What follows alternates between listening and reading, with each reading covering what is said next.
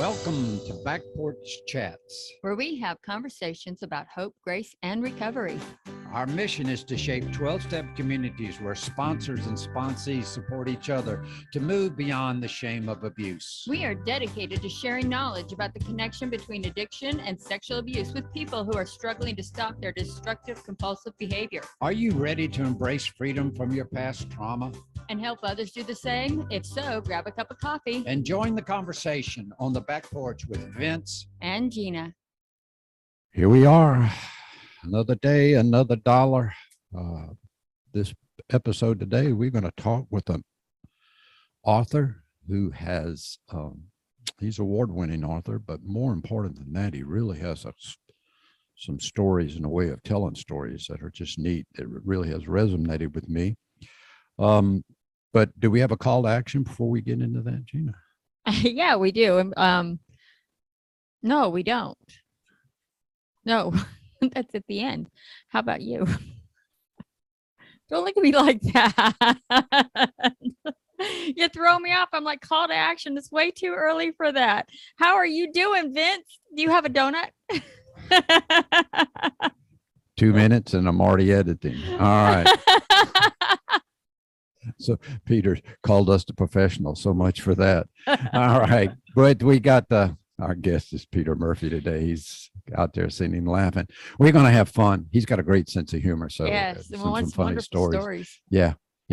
But so let's just get right into this. You know, our mission is to help people who have got childhood trauma. Mm-hmm. It's all that fingerprints all over what we do here. And we talk about other stuff besides that, but we've gotten some chances here lately to really talk with people, and I've attracted some people in this program that have this connection between their childhood trauma and them trying to do something about it. You know, right. I love to say that us alcoholics, substance abuse survivors and stuff, you know, we never ever were out going out to screw up our world. We were just, most of us just trying to deal with a bad situation, you know, and alcohol worked for a brief moment and then it quit working, and then it took us a long time to get over that. I think we got Peter's story, certainly that, the childhood abuse and that, and getting over that.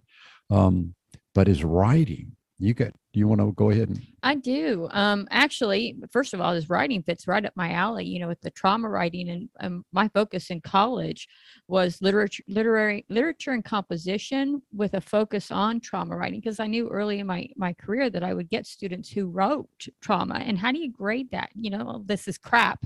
You can't do that over a piece of writing. So I'm really interested in what he has to say. But first, I wanted to read a before you go that, both of y'all have, I mean, not only is he a writer, you're going to find out later he's involved in helping people write. Mm-hmm. So not only do we read and connect that way, we also connect by writing.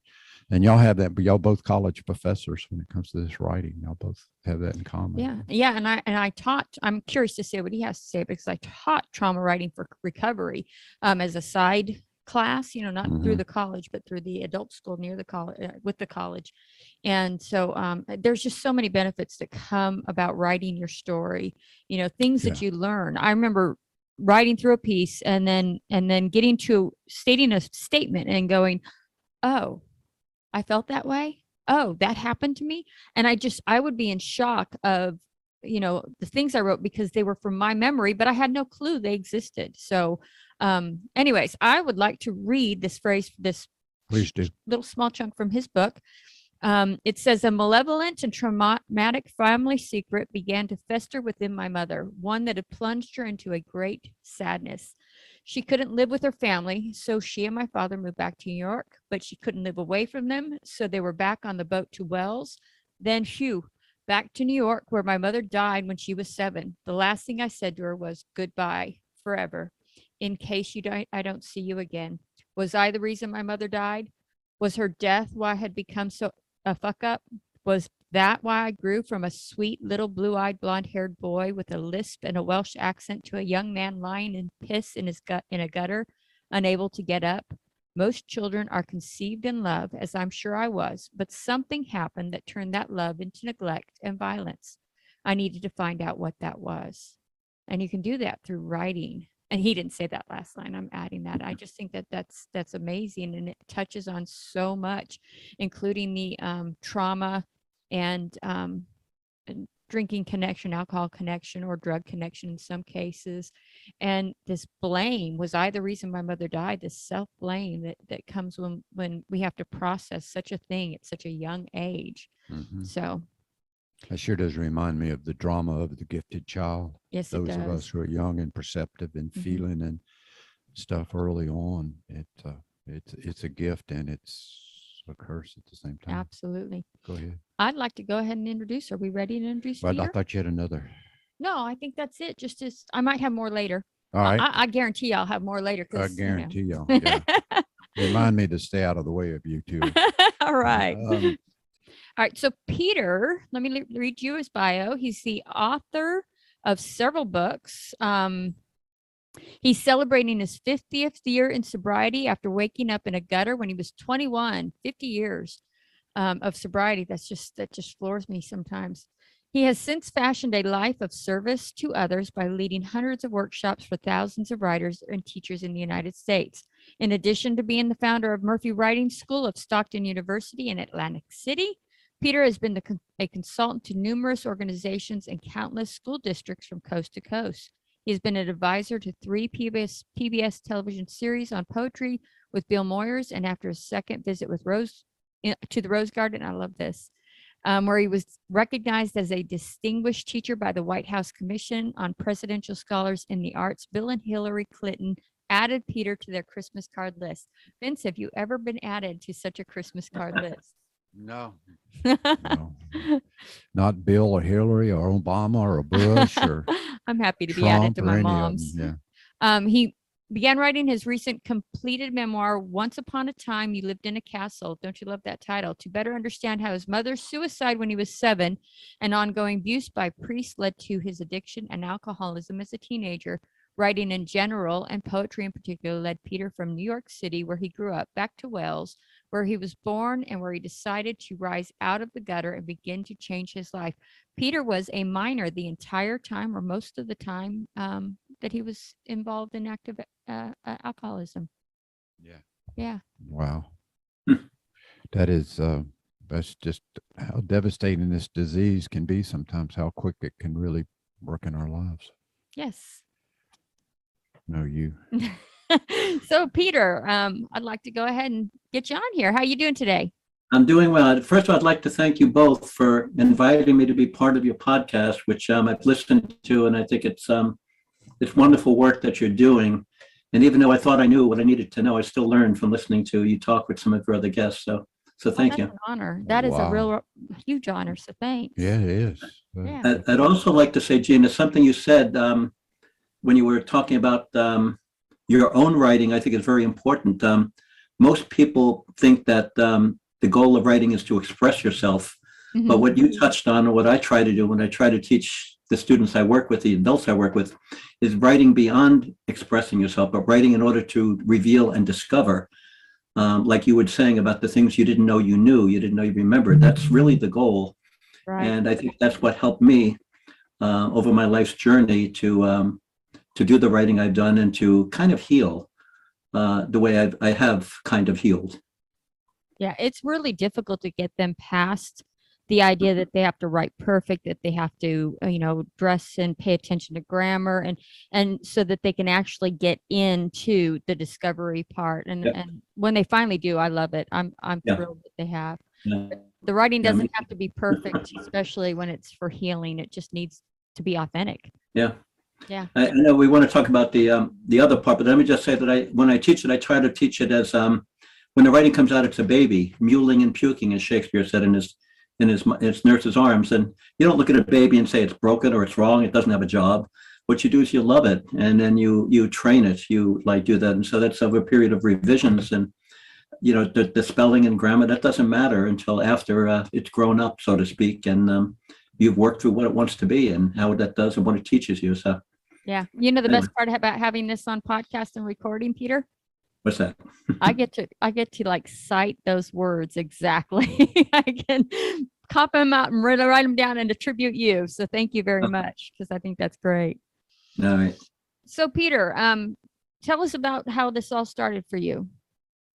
Um, when I didn't know my story. I didn't know my family story. I was just an ordinary kid. I was living on the top floor of a 6-story walk-up in New York City. And I lived with my mother, my father, and my big brother, who was 2 years older than I was. And I was a normal kid. And then right after first grade, I wasn't living with them anymore. For some reason, my brother and I we went to a summer camp, and we never went home again. After the summer camp, we went to a school. This was set in New York City. It was a boarding school in Staten Island, and I never saw my parents again. I didn't know what happened. I just thought, well, this is, I guess, is what happens, is that you live with your family till you're 6 years old, and then you move away. And then my parents did visit once. My mother was there, and I was so surprised to see her that I thought, well, I don't know how she got here. Maybe the subway or the train or the ferry, and I thought maybe a spaceship. There she is, my beautiful mother. And when she was leaving, I said, "Take me home, Mommy, take me home." And she didn't. And then I said, "Goodbye forever in case I don't see you again," that you quoted earlier. And I didn't see her again. And then I went living with other people and other people and other people. And then all of a sudden she was dead. I didn't know. My father said that she died from lung cancer.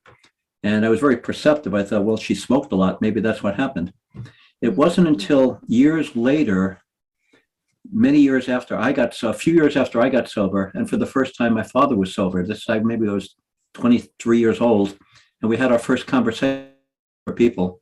And I asked him about my mother, and that's when he said that she had committed suicide, that she killed herself, that he, found her in the bed with a bottle of alcohol and an empty bottle of pills.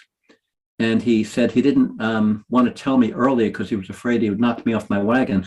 Right. And he did. It knocked me off my wagon. I didn't drink, but I didn't tell anybody. I just buried it for 15 years. I didn't tell my wife.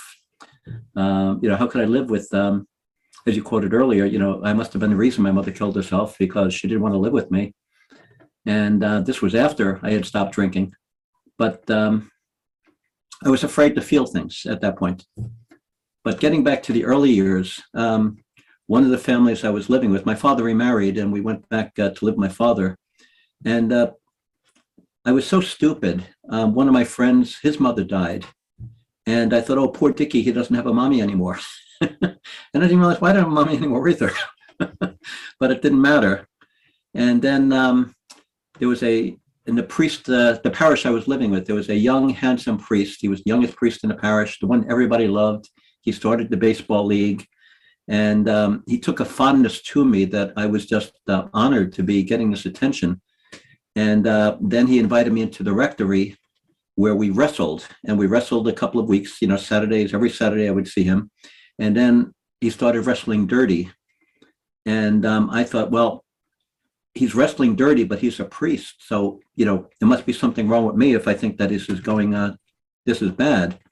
But over a period of almost a year, I'm not sure exactly how long it lasted, because I know it was a while, he would do this every Saturday. And I just thought I was going to go to hell, even though that this was happening. I believe very much in heaven and hell in a very literal sense. I had that kind of very strict Catholic training that I think wasn't very good for my development. And then years later, when I was, I guess, a teenager, I discovered something that I think Vincent said earlier, is that alcohol makes you feel good for a while until it doesn't. Right. And I didn't start drinking for that reason. I pretty much drank because,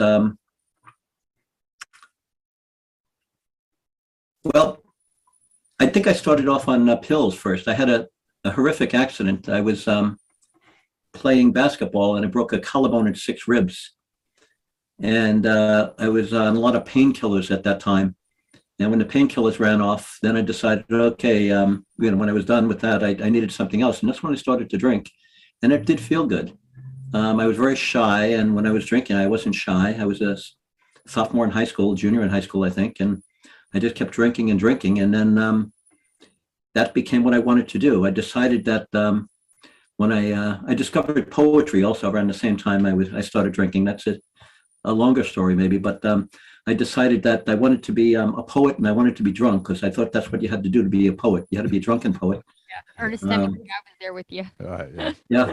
And I learned later on about Dylan Thomas, the great Welsh poet, who was he was famous for being drunk, for being Welsh, and for dying young. And I decided that's what I'm going to do. I'm going to be drunk. I'm going to be a poet. Now too, I'm going to die young. And I figured I would. So that's how I got started in it. Then I barely made it out of high school, then went to college and I flunked out. I went to a second college and flunked out, and went to a third college and flunked out. It didn't occur to me I flunked out because I was drunk. It just, I figured I was stupid. I didn't make that connection. And then I decided to be near what I love. So I went to work at a bar, which didn't work out too well. It never does. I did the same thing. Makes sense at the time. But, I thought it was brilliant. Yeah. Great drink. It's my job. Right. I want to, we'll take a second here. I want to step back and just point out to our listeners that the idea that as children, we think this is our fault is so common. I mean, Vince has talked about it in his situation. You just mentioned it in yours and me. And it took me years upon years upon years to admit this to anyone. If I finally did to a therapist, was that I thought that I seduced, the people who perpetrated, their abuse on me. I thought I seduced them, because how could they be the bad person? That's a parent, that's a priest, that's a godly person. And it's just, this is so common for those of us who struggle with it. So I'm just pointing that out in case someone has it goes to, there's a movie made about this, and it's to the point that it's almost trite, but I can't watch that movie that I don't get to that part where I don't come up in tears. And that's in Good Will Hunting, when Robin Williams tells him it's not your fault, and he just keeps repeating that over, and that just ties up how resistant we are to it's not our fault, it's not your fault. But that is just a mantra for those of us who've been abused as children. It's not our fault. Right. Now, it is our responsibility to heal from it as adults once we get past it, but it's not our fault. So Peter, did you get help? Did you stop on your own? How did you move on to the No, I just kept getting in more trouble. We're glutton for punishment. So I got involved with a young woman who was a go-go dancer, and she came into the bar the week after she came out of heroin. Her heroin, she'd been in a psychiatric hospital. She kicked the heroin habit. And so we were a perfect match. I taught her how to drink. And did she teach you? Did she teach you how to dance? I'm just kidding. She tried. I was a terrible dancer, but that was actually a really, really destructive, negative relationship. And it got to the point where she tricked me into getting engaged to her. I was 19, maybe I was 20 at that point. She tricked me into getting engaged, which is a very, I don't know if you want to hear how graphic, but it was a really graphic situation. Oh, yeah. I love graphic. All right. So anyway, she lived in the basement apartment of her mother's house, and her mother went away for the weekend. And so she said, let's go up to my mother's bed and screw. I didn't think this was a good idea, but we did it, and we're doing it, and in pops her mother, right? And how could you? And with my daughter and my baby, and I trusted you and all this. So they're both crying. I said, all right, God damn it, I'll get married. Yeah. They break out the champagne. They have the guest list all done and everything else like that. And this was a setup. So I kept putting it off as much as I could. And then through another incident, she got me $1,000 in debt to a mafia-connected dentist. And this was a scam that she came up with, where she hurt her tooth at a movie theater and decided to make some money, and asked me to find a dentist to go along with this. So the bar that I was working at was connected. And so I asked around, and somebody recommended a dentist that would go along with this, and he did. And so he fixed her teeth. He did some work with my teeth and gave us this bill for $1,000 and whatever it was. This was in 1970, so that was 71. That was a lot of money then. And then, of course, that doesn't do any of the paperwork. She ignores it. She forgets about the whole thing. And I owed the dentist $1,000. So I kept getting these threatening messages at my home that became more aggressive. So I decided I had to do something. I didn't know what to do. So I knew, let me run away. So I ran away. Right. I didn't know what else to do. I was a screw up. So I decided, let me go to Wales. I think that's where I was born. I wasn't even sure. And I figured I'd go for 3 weeks and maybe everything would calm down. And when I got to Britain, I realized nobody in the entire country knows that I'm a fuck up. Maybe I can just try again and live a different life and maybe not be so screwed up. And so I stayed almost a year. And in that year, traveled around the country. I discovered my mother's family in Wales and discovered some of the secrets that had been there, and not all of them, but some of them. And tried to create a new person. In fact, I had a new identity. I became Gaddy Morgan from Caerphilly when I was working on a construction site in Cardiff. And then I managed to wind up in a commune in Cardiff. This was 1971.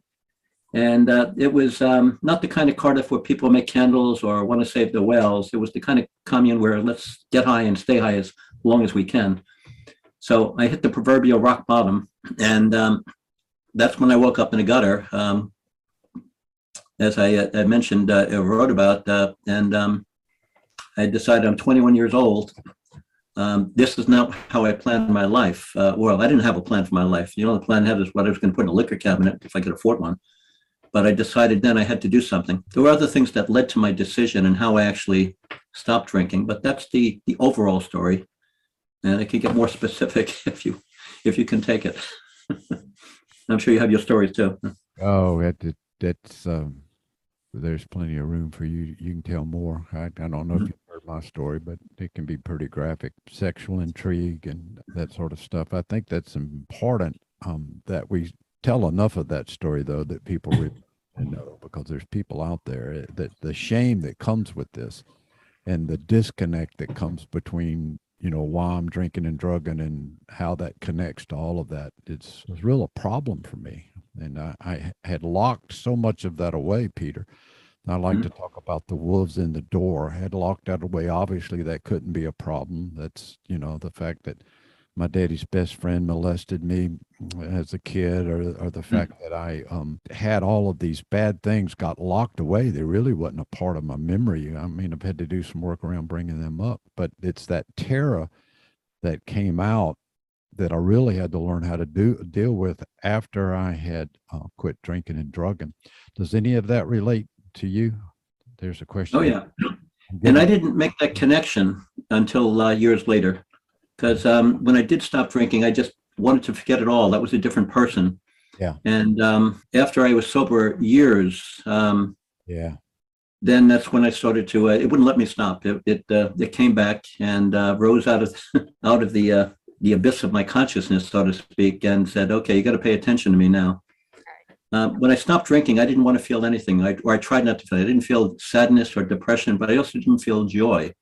yes. Because that was dangerous. If you feel joy, then you're opening yourself up to these other things. So I was trying to be this steady piece of concrete that walked around looking like a person, and it worked. Yeah, well, Peter, that's the insanity of the whole thing. Was I understand I drink and drug because I didn't want to feel. I just wanted to be over it. And early on when I was drinking and drugging, I was over it. I moved on. I was bulletproof. I could dance, all of that sort of stuff. Yeah. So I was beyond it. So then I quit drinking and drugging, and I'm not beyond. And in reality, I really just wanted it to go away. It just made a whole lot of sense that just stop doing that. It has no value. It has no purpose. Right. It's just static. It's all this stuff. But yet the wolves out of the cellar kept breaking their chains and roaring through. And I got that feeling of being overwhelmed. I'm getting that look from Gina. There's a question in here. I'm just relating, I promise.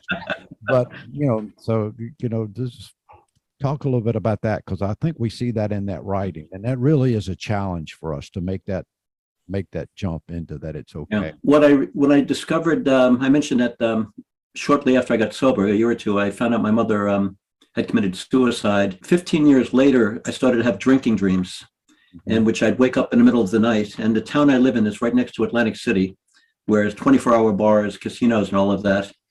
And I'd wake up at 3 a.m. thinking, where can I get a drink? And I immediately knew where I could get a drink. All of these monikers, these signs from the bars were flashing in my head. And that scared the hell out of me. Because I didn't know that I knew that. Something inside me was recording this. And then along with the drinking dreams, I started having dreams about my mother, who I had never dreamed about. And she started to come. And that's when I decided I had to start writing about this. I was writing poetry at the time primarily. And so I decided I had to write poems about this life, my mother, about the drinking. But because I wanted to hide it, I did it through myth and fairy tale. One poem that I wrote, which maybe was revolutionary, became the title poem for my first book, was called The Stubborn Child. And it's based on a grim fairy tale. In the fairy tale, a little boy is being bad, and his mother says, "Be good, or God is going to strike you dead." Well, little boy kept doing what he did, and God struck him dead. And he's buried in the backyard, but he continued to fidget and puts his hand above the grave. And the mother went out with a stick and hit his hand. And then for the first time, he had peace beneath the ground. It's only a paragraph. It's the shortest of the grim fairy tales. Well, that resonated with me. So I wrote my own version of it, in which when my mother died, she took me into her grave, and I continued to fidget in the grave. And she says, "Quiet down here. We'll have no peace here too." But as a little boy, I kept fidgeting and stuff like that until she pushed me out of the grave. And that's when I stood alone, naked, and trying to learn how to walk. And I worked with that poem. I probably wrote 30 or 40 drafts trying to figure it out until I realized the next part of it, which I didn't want to face, but I had to. At this point, my own daughter was maybe 6 or 7 years old. So the poem ends with me going to her bed and blessing her, as she has her own stubborn dreams and stubborn sleep. And so it ends with that kind of positiveness that my goal as a parent was to try to make different mistakes, not make the mistakes my parents made with me, but make different ones, Peter mistakes, because I didn't want to do to my kid what had happened to me. And I think I was successful with that. I screwed her up in different ways. I like that, the different mistakes, because we're going to make mistakes. So Yep. I had my children, I just didn't want to make mistakes, period. And that's not giving me a whole lot of grace. The reality is, it wasn't that I didn't want to make mistakes, but that there were a few mistakes that my parents made that I didn't want to repeat. Mistakes are going to happen though. So I love that idea. I know I got in touch with when I started recovering, I got in touch with the abuse that my dad suffered at the hands of his father. Mm. I realized that my dad was very, abusive, narcissistic, controlling and stuff. But I got in touch with it. He did a better job. My daddy went hungry. My daddy didn't have shoes to wear. My daddy was not showed much affection. My daddy, I never didn't spend one day hungry. I had shoes, and he was constantly aware. He showed the concerts and bands and football games and that sort of stuff, and he was constantly there for me. So he did a better job, but he made daddy-sized mistakes with me. Right. And that's that same grace that I can do. Is have I done a better job with my daughter? Yeah, in a lot of ways. But have I made, I love it, Vincent-sized mistakes? Hell yeah. Yeah. So what was early recovery like for you? One of the things that I didn't mention is when I was traveling through Britain, when I was 21, like I turned 21 when I was there. The day I turned 21, I woke up in a gutter in London. This was a week after I got to Britain. I wasn't changing my life very much. I was traveling and hitchhiking around the country, and I wound up in Northern Ireland because somebody gave me some Irish coins I couldn't spend. And I was in Scotland at the time. This was December of 1971. And I was so out of it and so drunk, I didn't know there was a war going on. They called the Troubles between the Catholics and the Protestants.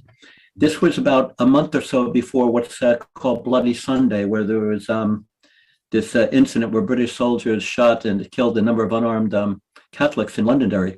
Well, I happened to be hitchhiking through Londonderry, which is a war zone, which is stupid, but I didn't know. And there were these barricades all over the street. And the guys that picked me up were very angry, and they kept cursing at the soldiers as these barricades. And I thought, well, that's stupid because, you have empty milk crates in the back of your truck and they have guns. Mm-hmm. But we got to the end of, near the end of the city where they were going to let me out. And there were some kids throwing stones at the soldiers. And the soldiers lifted up their rifles. And so the guy driving decides he's going to take the fire and zooms through this roadblock and the soldiers fired. It was terrifying. I had guns pulled on me before, but never had anybody actually shoot. And when I got out of the truck, I ran into the border and shook my hand at the sky. And I had what I thought was my first original idea as an adult. I thought, why are we killing ourselves over our religion or nationalities or race? Why can't we see we're all human beings? I was so proud of myself. I had never heard that in my entire life. So I thought that it was an original idea. I was brilliant. And then went and spent the next week getting as drunk as I could. So I decided to hitchhike down to Limerick because I thought maybe I could find out something about the Limerick poem. You know, those little 5-line poems that are usually dirty. I wound up meeting some people that were members of a new religion. And this new religion, they said there were only 50 of them, but I didn't know if there were only 50 of them in Limerick, 50 in Ireland, or 50 in the world. And I thought, well, there's still a chance. Maybe I can talk them out of it because they're only going to start another war. And I thought that if I go to their meeting, maybe they'll give me a cup of tea. And I figured a free cup of tea might help too. So I went to their meeting. And one of the things that one of them said was the earth is one country and mankind its citizens. And that freaked me out. That was my idea. I thought of it a week before. Well, it's the basis of their over 100 years earlier. And I would have signed up right away if they believed in alcohol and not God, but they believed in God, but they didn't drink. Right. And so I stayed around in Limerick for the week, going to their meetings and talking with them. And I even practiced being one of them by not drinking for that week. So I made it, for 5 days without drinking.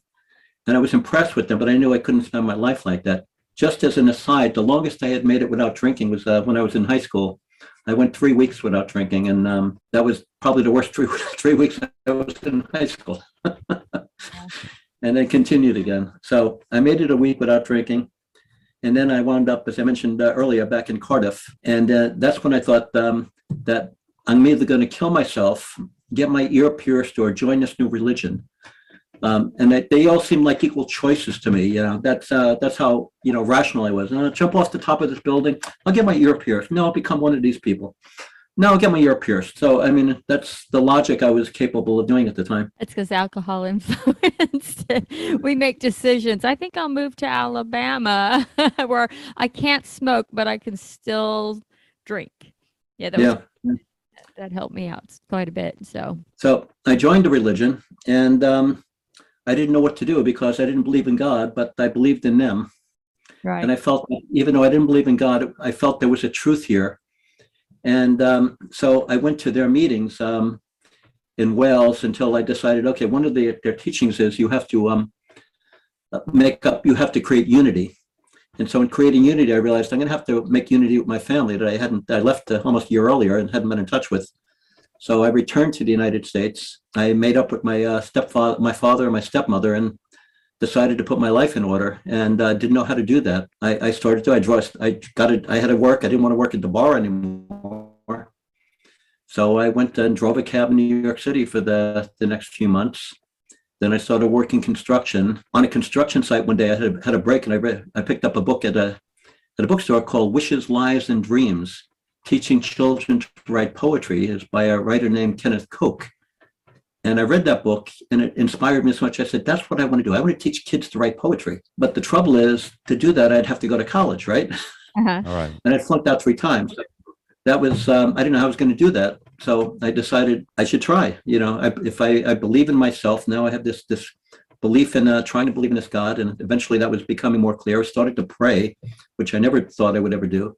And some of the prayers were very poetic. In fact, that's one of the things that attracted me to the religion, is that they said that prayer and all art, but poetry and art is equivalent to prayer if it's done in the spirit of service. And I figured, okay, well, nobody ever called my poems prayers before, but let me work toward that. And so I enrolled non-matric at a college in New York City, and I started doing well. I started, I guess because I could read, I wasn't drunk. Right. And eventually I did well in there for a couple of years. I was going to school at night, working during the day, and eventually got married and moved to the Atlantic City area, where I graduated from college number 5 finally. So it took a long time. It took, I think, 8 or 9 years and 5 colleges, and I finally got that. And then I went and taught English and creative writing at Atlantic City High School for 30 years. So my dream came true, what I wanted to do. His story so mirrors, or my story mirrors him. I guess my story mirrors him because I came after with the, I didn't fail out of college, but it took me about 15 years to get just the bachelor's degree, and then another 3 for my master's, and the teaching of the writing. And there was something I was going to say, I was thinking about as you were talking.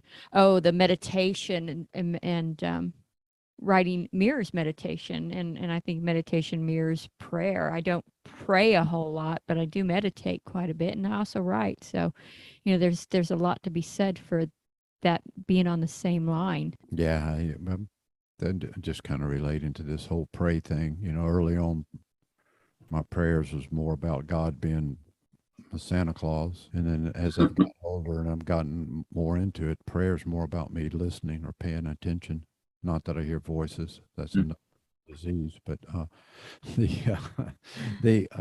but there is more about paying attention to what's going on inside of me, what the universe is teaching me and stuff like that. So, and I'm just kind of relating to kind of what you said. It's that poetry is a way of prayer because it's coming through. So you help people learn how to write. What do you get out of that? I feel like I have a purpose, and I feel that I'm good at it. I wasn't, as a kid, I wasn't good at anything except fucking up. And then all of a sudden, the thing that I was passionate about, which was writing poetry, that became a method, something I actually became decent at, and then decent at sharing that with others. What I loved doing when I was teaching high school, I'm retired now for a number of years, but is, I taught a lot of tough kids in Atlantic City. It's a very depressed area. And, kids come into my class like, who are you? What are you trying to do? And a lot of the kids had never actually been taught by a white man before. So one of my goals was to win them over that by giving absolute 100% respect. And then once I was able to earn their respect, open them up to language and what language can do, and not try to give them words or try to give them the form, but try to give them the process. That, when you get it down, as I said earlier, that's your first draft. Don't be satisfied with that.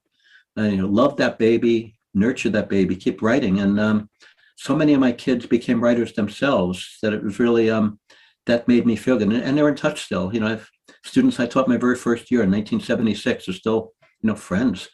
As well as it's more recently, and that feel like, I guess, as I said, accomplishment, joy, having them, those who became teachers, see them carry it on to the next generation. So it's just a wonderful thing, particularly with poetry that, let's face it, it's the Rodney Dangerfield of the arts. It don't get no respect. Right.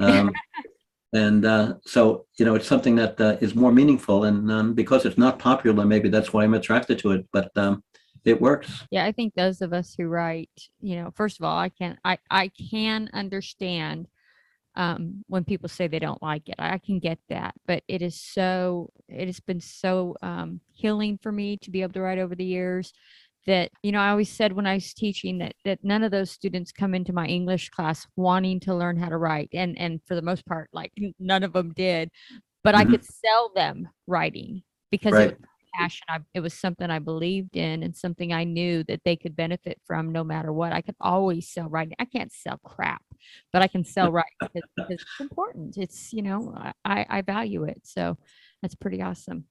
Yeah, I can identify with that. Yeah.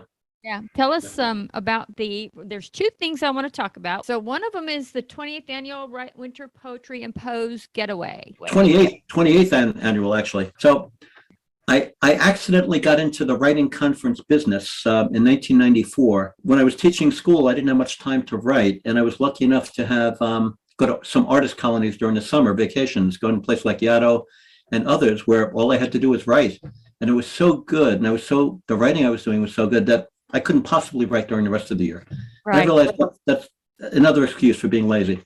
So I started renting a hotel room one weekend a month and going away to write with the support of my wonderful wife. Oh, just an aside, my wife doesn't cook. And my daughter at the time, Daddy, don't go. Because she doesn't cook. So I would leave the money for Chinese takeout or something.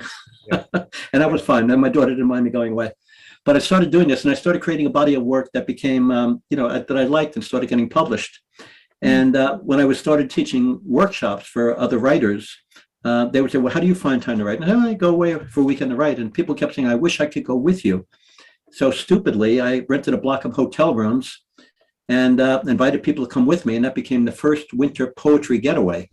So I figured I'd do it again the second year, but I had some friends that didn't write poetry, they were prose. They wanted to come too. So, all right, I called it the Winter Poetry and Prose Getaway. And it grew from 20 people in 1994 to over 200 that come every year. Right. And it got so big that I didn't have any time to write. By this point, then I guess maybe 15 years ago, my daughter, now a mature woman, she came to work for me and she grew it even more. So we started doing workshops up and down the East Coast, and we started doing them overseas. We started doing them in Wales, and it became so good I had no more time to write. And about 7 years ago, I was approached by Stockton University, where I had been teaching part-time, and they said, we'd like you to become part of the university. And I never heard of a university taking over a private business like this, but they made me an offer I couldn't refuse. And they hired my daughter, myself, and my other staff member to become part of it. So we've become part of Stockton University for the last 7 years, and they named it after me. So I'm honored with that. So at the Getaway, people come together. This is going to be the weekend of January 14th through 17th, the weekend dedicated to Martin Luther King. And we have workshops in poetry and memoir writing and fiction writing, nonfiction, songwriting, playwriting. It's just a real good time. This is at a posh hotel outside of Atlantic City, New Jersey. It's called the Seaview Resort. And this will be the 28th time we did it. Last year we did it on Zoom. That was okay, but we're glad to be back in person in a few weeks. Vince, you need you to take notes next year for Christmas. I want 2 weeks in a Gulf Shore hotel with a window, an ocean view, and my computer. That's it. Just to write. Just to write. Yep. A weekend, sweetie. I know, but I'd like 2 weeks. That just sounds like so much fun. Is the registration still open? There's no. Yeah, it's still up, and some of the workshops are filled, but we are taking registrations up until I think next week. I think the next Friday. I think it's the 7th of January. I think up until then. I think. Okay, we'll get the links to that on there. Yeah, is there any Zoom component at all, or is it just live? Or this one is going to be completely live, but we do what we learned so much during the lockdown about Zoom and about how people really respond to it. So all of our one-day programs now we do live. We've been doing them live on one Saturday and doing them on Zoom the following week. So if people want to write with us over Zoom, and we have actually, I just taught a course over Zoom as part of Murphy Writing. I had 2 writers from Texas, one from Wisconsin, one from California, a couple from Florida, and the rest from the Northeast. And it's just a wonderful way to do it. So if people want to go to the website, murphywriting.com, and sign up for our email list, they can find out about that, and they'll find out about the courses we do over Zoom. And we know things are tough, so we also have a sliding scale. So our courses over Zoom, the one-day courses are, $25 to $75, and if somebody doesn't do 25, we say just send us an email, and we'll work it out. Come for free on Zoom. We can't do it for free in person because we have other expenses, but we can lower the price. Yeah, and we do give scholarships. Yeah, Zoom sure has cut down the cost of delivering some of this stuff, so it makes it easier to do that. Mhm. And so that's all. We'll have all of these links in the description of this podcast, but it's Peter Murphy Writing. What was that email link again? It's petermurphy.com, and then the Getaway is writing.com. Right. Yeah, murphywriting.com. They can take us, that'll take all of that. And then Peter E. Murphy.com, because there's a Peter Murphy out there who's a rock singer. We frequently get confused because Yes, I understand. Well, I'm glad you pointed that out because I did not see the E, but it's right there, and I will make sure to get it in the link properly so that people get to the right place instead of to the rock star place. A little thing about psychology. There was a time when I would not have corrected you because I would not have felt sure about myself. Gee, do I have the right to do this? So part of my own recovering process still is being able to make that kind of a comment without feeling bad and having it received so well. So I'm just realizing that that's something I may not have been able to do even just a few years ago to have said that. That'd be wrong. So it's part of this, I think, as you had said earlier, Vince, that childhood trauma that just stays with us our whole lives. How dare I speak up, for myself? How dare I do this? Oh, yeah. Oh, gosh, you got 50 years of moving away from drinking and drugging is the way of handling the trauma. I got 27 years of it. And, it's still an issue. My knee jerk reaction is to be insecure and Yep. all that stuff. Yeah. Self-absorbed in a bad kind of way. And I'm constantly apologizing for myself over things that really don't need an apology. Yeah. Yep. Yep. Figured Oh, out I today. attended a training course for this invitation to change, and the thing said, Vince, you got to quit apologizing, guy. You know, we don't realize how we really drive people crazy doing that. And I think what's important here, Peter, is that we get the correct information so people can connect. I know that what you offer it has tremendous value to a lot of people. It's kind of like the same thing that I've seen Gina do with her work and her stuff.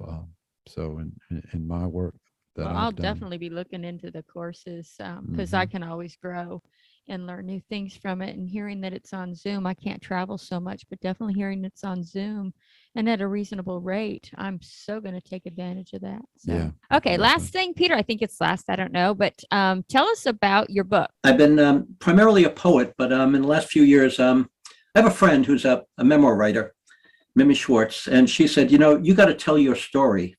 Mhm. And I said, no, I don't. And she said, yes, you do. And so she kept persisting that I write a memoir. And so I started about 10 years ago. And I figured, okay, I can get out of this by not writing the memoir about me. I'll write it about my parents. Right. So I called it, the first title was originally D-Day, a Love Story.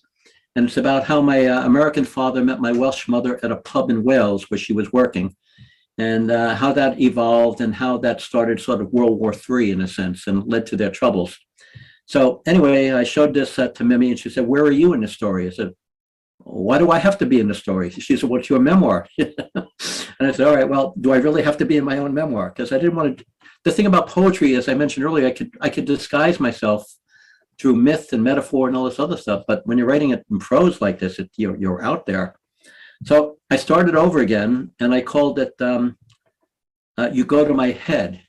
And that's based on a song that was popular during World War II in Britain. Marlene Dietrich sang a version of it. It's about the intoxication of love and alcohol. And I figured, well, that's a good theme. And I got myself in the story and I started writing it. But then I got to a point right before the lockdown, maybe at the end of 2019, where I just hit a block. I didn't know what to do. Then I spent a lot of time during lockdown rewriting it. And it went through several more title changes, and I was able to finish it. And now it's called Once Upon a Time You Live in a Castle. And the reason for that title is, first of all, people think of Wales, if they think of it at all, as this mythical place. And there are actually more castles in Wales than any other country in the world. But I mentioned the pub where my parents met, and that was called the Windsor Castle Hotel. And I spent the first 3 years of my life living in this castle that was actually a bar. It was upstairs of this bar. And the way I have the book beginning now, I'm returning there with a friend of mine from the commune days in 2012. And I want to get inside to look at the rooms where my mother lived, to look at the rooms where I lived as a child, try to understand my mother as I was learning more about her in a great sadness. And basically I was trying to break into it because it was closed. So that's how the book begins. And then it goes there and then it flashes back to my parents meeting during the war, to my childhood in New York City, and then eventually back to Wales, where I, spent that year of transformation. When I look at my drinking days, I think of it as early derelict period, mid derelict period, and late derelict period. Early derelict period was when I was in high school. Mid derelict was the couple of years between the 3 years or so after I graduated from high school before I went to Wales.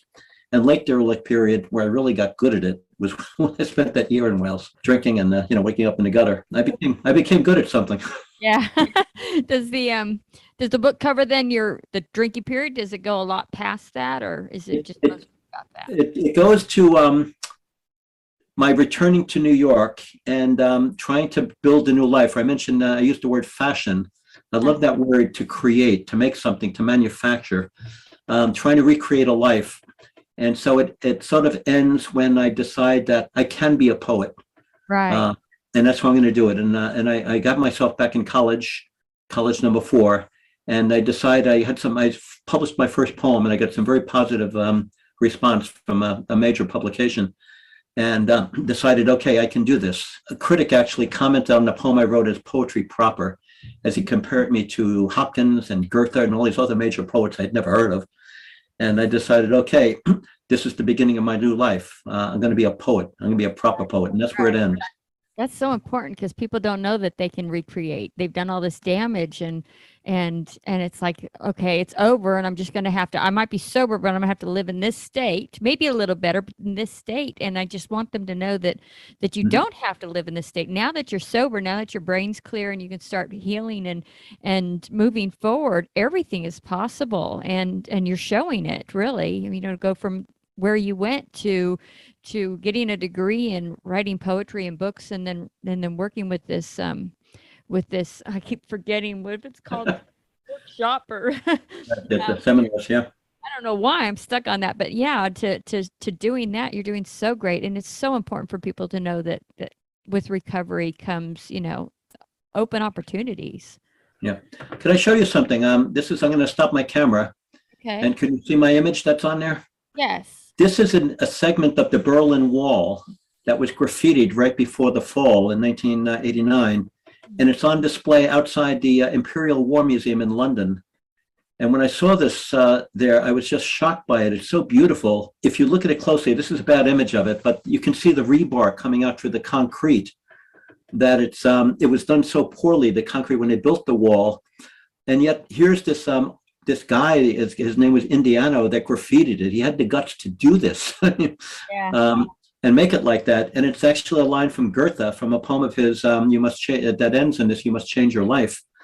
And I see that as my theme. So I try to share that when I do workshops. I can put that in the chat if that would help. I have an image of it. Please do. Oh, Okay, let me put that there. And so, I I think like we, it on my phone and it's tiny. I think we're going to use that image. yeah, I can, let me see if I get it up here for you. Yeah. But it's just I see that as a theme, and I share that, if not the image itself, I share that process when I teach writing. Writing in all of the arts, but writing, at least for me and for the people that I deal with, is that's how you do it. You use it to change your life. And I say to people that come to my workshops, if you leave here, whether it's a full week workshop or just a couple of hours, and you're not changed, you've wasted your money, to come here. If you leave the same person that you were when you got here, you haven't worked hard enough, you haven't delved deep enough, or whatever that is. And so I really do encourage them. People look at me like I'm nuts. What do you mean I wasted my money? But a lot of people get it, and that's why they keep coming back. I keep returning to this over and over again in my work and some of my writings and my teachings and stuff that I do around here is we got to demolish what we were doing. And we've got to design something different. But even that's not, demolishing and designing is not it. We got to go do it. We got to participate in the change. We got to actually, that's what I heard, what that thing that you just did, change your life. Quit doing what you were doing, come up with something different, but get out there and get it done. Like I said, make new mistakes. That's what I try to do, not just with raising my daughter, but whenever I try a new project, like when we first started running international writing programs, I said, we're going to make mistakes, but let's make different mistakes the second year. And then the third year, make different mistakes, maybe even fewer, but let's not do the same mistakes over and over again. That's just stupid. As a musician and as a creator of music and stuff, one of the hardest things that I have to get over is actually judging what I create, whether it's good or bad. It just is. A lot of times I do something, I say, that's so elementary, that's so unsophisticated, because I'm always comparing myself to Mozart, which is grossly unfair. Yep. But it's like, just get over yourself. The creating of it is more important than anything that you feel about it. Right. Even more important, I think, than the final product, because that's where the growth comes from. And you're not going to do anything well if you don't allow yourself to look bad at it first. Yeah. So Peter, you're looking for a publisher still for your book? I'm about to start sending it out to agents, probably in the next couple of months. I'm trying to get together a platform, which one has to do, not just for the manuscript, but to say how they're going to market it. The publisher, you have to do a lot of this work ahead of time, so that they make it more attractive. And then if the universe is kind to me, as it frequently is, a publisher will say, yeah, I'll give you a shot on this, and I'll probably have to rewrite it 6 or 7 more times. And who knows, maybe it'll be published in the next couple of years before I leave this earthly plane. So that's my goal. Yeah. But as a writer, I'm used to rejection. I've had thousands of rejections, and I think of them as like little notches along the way. But I'm going to keep writing. That's not going to stop. When you do the movie deal, please remember me. I'll play. I'll be happy to play Peter Murphy in your. You can play the teenage me. Yeah, that's how I looked actually when I got the beard, especially. I mean, you could be a ringer for me. Yeah, that is. I'm going funny. to keep quiet on this because I have my own comments. Believe it or not, you're talking about being a rock star. At least you still got the hair. I don't have that. Used to be halfway down my back. All right, girl, we're out of time, and you and I could just go on forever. I know. I do want to tell Peter that when he's ready to come back, to start promoting that book, please give us a call. We would love to have you back. Oh, well, that's very kind. I will certainly do that. Yeah, and I mean, also to promote, we can throw it on our own social media, in a few posts to let people know it's out and ready to go, because honestly, I don't think there are enough of these stories out there. When I was first getting sober and looking for something to read and some motivation along that, there were a few that were out there, but and I'm sure there are more, but they're just not promoted. So I didn't know. I think I found a couple pages worth on Google of really decent options. So great. Please do that for us. All right. I will do that. Thank you again. I appreciate that. And really, thank you for having me. Yeah, down here, Fairhope, Alabama. I don't know if you're familiar with Fairhope, but there's Winston Groom and other writers and stuff have based out of Fairhope and stuff. So we might ought to find a way to get you down here and do promote your book or do some writing on seminars. Yeah, lead some workshops, and happy to do that. Yeah. But Fairhope would be a great place because Fannie Flagg is there. Mhm. There's a lot of authors who've written it. Well, And so I'm glad it's Fair Hope and not Unfair Hope, because that would really be depressing. Fairhope's a beautiful little town. I love it. But there's also not far from us, Gulf Shores, with a hotel that faces the beach, where a lot of quiet weekend writing can be done. I think you have to get into that gift, Vince. I think that's whether you like it or not. That's on the list. It doesn't matter what I like, Peter. It's taken me a long time to realize that'll happen, girl. All right. Yes. Thank all right. you, Peter. Yeah. And before we shut off, Vince, don't do that yet.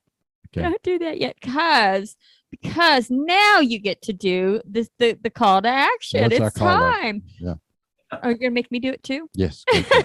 All right. Well, people, we have our Now Sober Life website, and it is well, by the time this is posted, it'll be up and live and ready to go. And what it is it is sober motivational shirts, sweatshirts, coffee mugs. I've got a couple pieces of jewelry, and it's going to continue to grow. And that is something that Vince and I and our new person, Tabitha, is putting out there with us. And you'll get to know Tabitha as we go, and just go check it out. It is nowsoberlife.com. And I don't think I have it connected yet to Now Sober Coach or Back Porch Chats, but it will be connected there as soon as I get a chance. Gina and Tabitha are Mhm. fashionistas who are designing program, and they're using humor and inspirational messages in their fashion to help reduce the stigma and promote community. I in don't a know how funny much way. humor I have. I'm counting on Tabitha for that. I just like the motivation part. Right. I want to make everyone feel bright. That's my goal. Feel bright. My favorite shirt that's coming up is "You can't handle me sober, you damn sure couldn't handle me drunk." Yes. I kind of think it's the other way around. Well, Everyone some can I handle me don't know. drunk, but It's- they can't handle me sober. Work in progress, right? Yep. Or whatever it is. Yep. Yes. So, all right. Can I hit the button now? You can hit the button now. Thank you once again, Peter. I'm so glad you came on. Thanks for having me. Another Back Porch Chats. Go out to backporchchats.com, subscribe, hit the like button, follow us.